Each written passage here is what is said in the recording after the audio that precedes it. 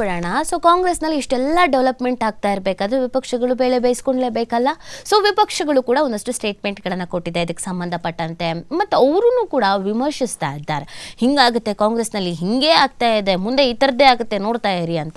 So ವಿಪಕ್ಷಗಳಿಗೆ counter ಕೊಡೋ ಕೆಲಸವನ್ನೇ ಕಾಂಗ್ರೆಸ್ನ ಕೆಲವು ನಾಯಕರುಗಳು ಕೂಡ ಮಾಡಿದ್ದಾರೆ. ಅವ್ರಿಗೆ ಮಾಡೋ ಕೆಲಸ ಇಲ್ಲ, ಅದಕ್ಕೆ ನಮ್ಮ ಪಕ್ಷದ ಬಗ್ಗೆ ಮಾತಾಡ್ತಾ ಇದ್ದಾರೆ ಅಂತ.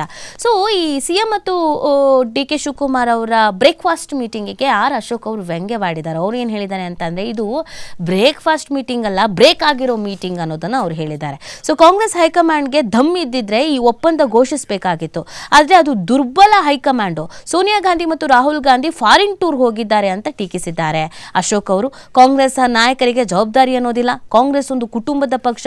ರಾಜ್ಯ ಕಾಂಗ್ರೆಸ್ ಉಸ್ತುವಾರಿ ಸುರ್ಜೇವಾಲಾ ಪತ್ತೆನೇ ಇಲ್ಲ. ಚುನಾವಣೆ ಸಂದರ್ಭದಲ್ಲಿ ನಮ್ಮದು ಭದ್ರ ಮತ್ತು ಸುಭದ್ರ ಸರ್ಕಾರ ಅಂತ ಹೇಳಿಕೆ ಕೊಟ್ಟಿದ್ರು, ಈಗ ಅವರೇ ನಾಪತ್ತೆ ಆಗಿದ್ದಾರೆ. ಕಾಂಗ್ರೆಸ್ ಹೈಕಮಾಂಡ್ ದುರ್ಬಲವಾಗಿರುವುದನ್ನೇ ಈ ಸಿದ್ದರಾಮಯ್ಯ ಮತ್ತು DK ಶಿವಕುಮಾರ್ ಸದೃಢವಾಗಿ ತೆಗೆದುಕೊಂಡು ಸವಾರಿ ಮಾಡ್ತಾ ಇದ್ದಾರೆ ಅಂತ ಕಿಡಿಕಾರಿದ್ದಾರೆ. ಕಳೆದ 1 ವರ್ಷದಿಂದ ರಾಜ್ಯದಲ್ಲಿ ಅಭಿವೃದ್ಧಿಯೇ ಇಲ್ಲ, ಕಾನೂನು ಮತ್ತು ಸುವ್ಯವಸ್ಥೆ ಹದಗೆಟ್ಟು ಹೋಗಿದೆ ಅಂತ ಅಶೋಕ್ ಅವರು ಹೇಳಿದ್ದಾರೆ. ಇನ್ನು ಇದಕ್ಕೆ ಸಂಬಂಧಪಟ್ಟಂತೆ ಇನ್ನೊಂದು ರಿಯಾಕ್ಷನ್, ಅದು ಶ್ರೀರಾಮುಲು ಅವ್ರದ್ದು. ಸಿದ್ದು ಮತ್ತು DKಶಿ ಸಂಧಾನ ರಷ್ಯಾ ಉಕ್ರೇನ್ ಕದನ ವಿರಾಮದಂತಿದೆ ಅಂತ ಅವ್ರು ಹೇಳಿರೋದು. CM ಸಿದ್ದರಾಮಯ್ಯ ಮತ್ತು DCM DK ಶಿವಕುಮಾರ್ ಅವರ ನಡುವಿನ ಬ್ರೇಕ್ಫಾಸ್ಟ್ ಸಂಧಾನ ಸಭೆಯು ರಷ್ಯಾ ಉಕ್ರೇನ್ ನಡುವಿನ ಕದನ ವಿರಾಮ ಇದ್ದಂತೆ, ಈ ತಾತ್ಕಾಲಿಕ ಶಾಂತಿಯ ನಂತರ ಮತ್ತೆ ಬಾಂಬ್ ಹಾಕ್ತಾರೆ ಅಂತ ಮಾಜಿ ಸಚಿವ B ಶ್ರೀರಾಮುಲು ಅವರು ವ್ಯಂಗ್ಯವಾಡಿದ್ದಾರೆ. ಇನ್ನು ಇದಕ್ಕೆ ಸಂಬಂಧಪಟ್ಟಂತೆ CM DCM ಬ್ರೇಕ್ಫಾಸ್ಟ್ನಿಂದ ವಿಪಕ್ಷಗಳಿಗೆ ಕಪಾಳ ಮೋಕ್ಷ ಆಗಿದೆ ಅಂತ ಸಲೀಂ ಅವರು ಕೂಡ ಹೇಳಿರೋದು. ಇನ್ನೂ ಉತ್ತರ ಬೇಕಿದ್ರೆ ಅಧಿವೇಶನದಲ್ಲಿ ಕೊಡ್ತೀವಿ ಅಂತ ಇದೇ ಸಂದರ್ಭದಲ್ಲಿ ಹೇಳಿದ್ದಾರೆ. ಸೊ ಒಟ್ಟಿನಲ್ಲಿ ವಿಪಕ್ಷದವರು ಒಂದಷ್ಟು ರೀತಿಯಾದಂಥ ಪ್ರತಿಕ್ರಿಯೆಯನ್ನು ಕೊಟ್ಟಿದ್ದಾರೆ. ಇದೆಲ್ಲದರ ನಡುವೆ ಮುಂದಿನ ಸುದ್ದಿ ನೋಡ್ಬೇಡೋಣ. ಅಧಿವೇಶನ ಪ್ರಾರಂಭ ಆಗ್ತಾ ಇದೆ.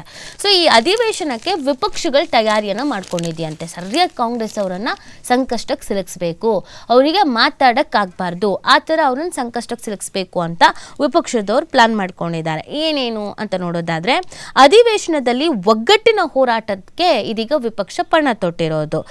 ಕಾಂಗ್ರೆಸ್ನ ವೈಫಲ್ಯ ಇದನ್ನೆಲ್ಲ ಮುಂದಿಟ್ಕೊಂಡು BJP JDSಗೆ ಅಸ್ತ್ರವನ್ನಾಗಿ ಪ್ರಯೋಗ ಮಾಡೋದಕ್ಕೆ ಅಂತ ಮುಂದಾಗಲಾಗಿದೆ. ರಾಜ್ಯ ಕಾಂಗ್ರೆಸ್ ಸರ್ಕಾರ ಎಲ್ಲ ರಂಗದಲ್ಲೂ ಕೂಡ ವಿಫಲವಾಗಿದೆ ಅಂತ ಆರೋಪಿಸಿ ಮುಂಬರುವ ಬೆಳಗಾವಿ ಚಳಿಗಾಲದ ಅಧಿವೇಶನದಲ್ಲಿ BJP ಮತ್ತು JDS ಮೈತ್ರಿ ಪಕ್ಷಗಳು ನಾವು ಒಗ್ಗಟ್ಟಾಗಿರಬೇಕು ಅಂತ. BJP ಮತ್ತು JDS ನಡುವೆ ಒಗ್ಗಟ್ಟೇ ಇಲ್ಲ ಅನ್ನೋದು ಇತ್ತೀಚೆಗೆ ಸಮಸ್ಯೆ ಆಗಿತ್ತು.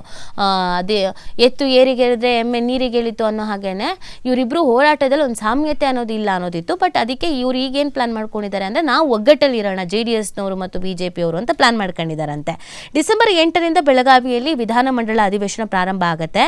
ಈ ಬಗ್ಗೆ BJP JDS ಸಮನ್ವಯ ಸಮಿತಿ ಸಭೆಯಲ್ಲಿ ಮಹತ್ವದ ಕಾರ್ಯತಂತ್ರವನ್ನು ರೂಪಿಸಿಕೊಂಡಿದ್ದಾರೆ. ಕುರ್ಚಿ ಕಿತ್ತಾಟದ ವೇಳೆ ಸಿದ್ದು ಸರ್ಕಾರದ ವಿರುದ್ಧ ಪ್ರಹಾರಕ್ಕೆ ಮೈತ್ರಿ ಪಕ್ಷಗಳು ನಿರ್ಧಾರವನ್ನು ಮಾಡಿರೋದು. ರೈತರ ಸಮಸ್ಯೆಗಳು, ಹಗರಣ, ನೀರಾವರಿ, ಕಾನೂನು ಸುವ್ಯವಸ್ಥೆ ಕುರಿತು ಪ್ರಸ್ತಾಪ ಮಾಡೋದಕ್ಕೆ ಅಂತ ಪ್ಲಾನ್ ಮಾಡ್ಕೊಂಡಿದ್ದಾರೆ.